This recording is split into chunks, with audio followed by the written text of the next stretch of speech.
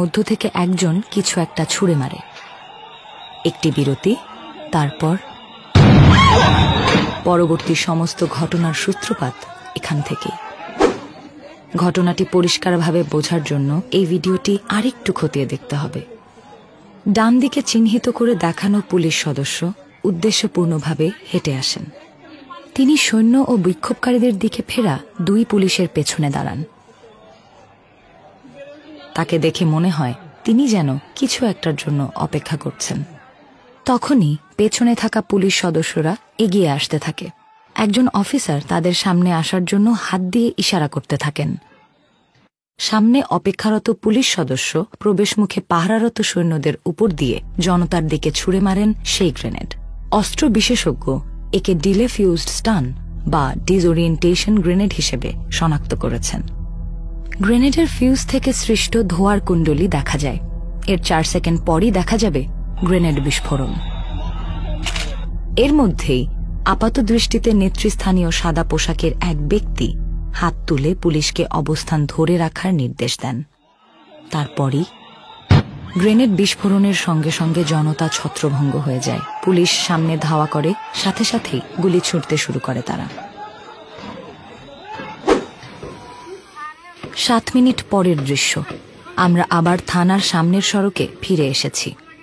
বিক্ষোভকারীরা কেউ পালাচ্ছে, কেউ বা ফ্লাইওভারের পিলারের নিচে আশ্রয় নিচ্ছে। এমন সময় গোলাগুলির মধ্যেই থানা থেকে দৌড়ে বেরিয়ে আসে দুজন।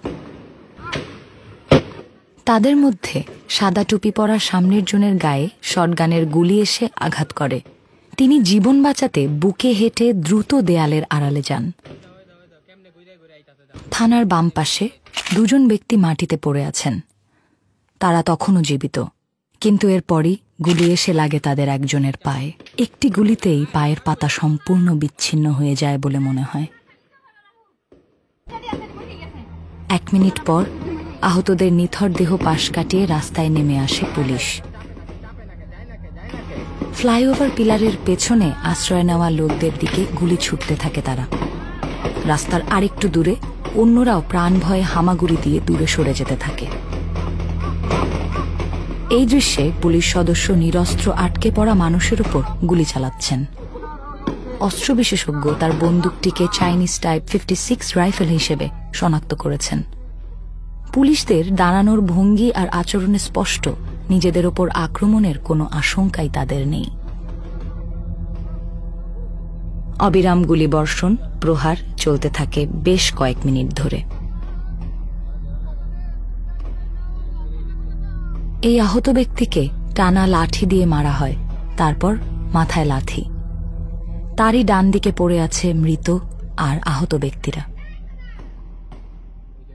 3টা বাজতে 12 মিনিট বাকি। একদল পুলিশ ফ্লাইওভারের নিচে আশ্রয় নেওয়া 2 তরুণকে একের পর এক গুলি করতে থাকে একদম কাছ থেকে। লাল শার্ট পরিহিত ব্যক্তি একাধিক গুলিবিদ্ধ হয়ে পিলারের মেঝেতে পড়ে যন্ত্রণায় কাতরাতে থাকেন। দ্বিতীয় ব্যক্তিও আহত হয়েছেন, কিন্তু একজন পুলিশ অফিসার তাকে বেরিয়ে আসতে ইশারা করেন। তখন অন্য একজন পুলিশ তাকে বন্দুক দিয়ে আঘাত করলেও প্রথম অফিসার হাতের ইশারায় তাকে পালিয়ে যেতে বলেন এবং সহকর্মীদের গুলি না করার ইশারা করেন। এদিকে আরেকজন তরুণ একই সময় গলির উদ্দেশ্যে দৌড় দিলে অন্য পুলিশরা তাদের ধাওয়া করে আর ক্রমাগত তাদের দিকে গুলি ছুঁড়তে থাকে। পরবর্তীতে পলায়নরত বিক্ষোভকারীদের লাশ সেই গলিতেই পাওয়া যায়। 3টা বাজতে 9 মিনিট বাকি। এমন সময় সাদা আলখাল্লা পরিহিত এক ব্যক্তিকে মারতে শুরু করে পুলিশ। রাইফেলের বাট ও লাঠি দিয়ে তাকে পেটাতে দেখা যায়। তিনি ছুটে দৌড় দিলে কয়েকজন পুলিশ তার পিছু নেয় আর শটগান দিয়ে গুলি ছুটতে থাকে। এ সময় পিলারের দূরবর্তী পাশে পৌঁছালে অন্য পুলিশরা আরও সূক্ষ্ম নিশানার রাইফেল দিয়ে তার দিকে গুলি করা শুরু করে। কয়েক সেকেন্ড পরেই সাদা আলখাল্লা পরা ব্যক্তির নিথর দেহ রাস্তায় পড়ে থাকতে দেখা যায়। মৃতদেহের সংখ্যা বাড়তে থাকে। একজন পুলিশ সদস্যকে দেখা যায় থানার সামনে একটি দেহ মাটিতে ছুঁড়ে ফেলতে।